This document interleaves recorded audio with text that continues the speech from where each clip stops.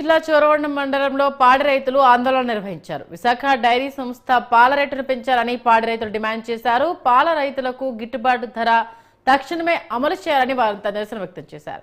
అటు గిట్టుబాటు ధర కల్పించకపోతే భారీ స్థాయిలో విశాఖ డైరీని ముట్టడిస్తామని హెచ్చరించారు. అయితే 1 లీటర్ వాటర్ బాటిల్ ధర 20 రూపాయలు, 1 లీటర్ పాల ధర 30 రూపాయలు తేడా ఏముందని ఆవేదన వ్యక్తం చేశారు. పాల రేట్లను పెంచకపోతే డిసెంబర్ 2వ తేదీన భారీ స్థాయిలో విశాఖ డైరీని ముట్టడిస్తామని పాల రైతులు ఆందోళన వ్యక్తం చేశారు.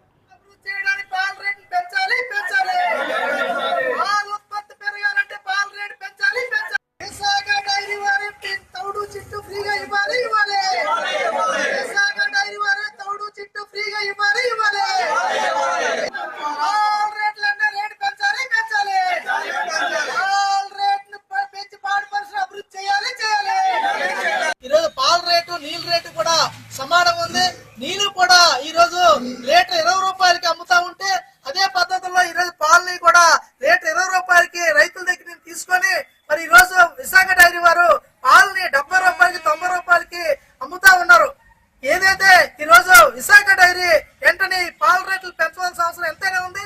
పాల రేట్లు పెంచకపోతే పాడి పరిశ్రమ పూర్తిగా నష్టాల బాటలో పట్టి పాడి పరిశ్రమ పూర్తిగా ఉండిపోయే పరిస్థితి ఏర్పడుతుంది. పాలు 36 రూపాయలు లోలో తక్కువ ఫ్లాట్ వచ్చే పాలు 35 రూపాయలు 36 రూపాయలు వేసేవారు.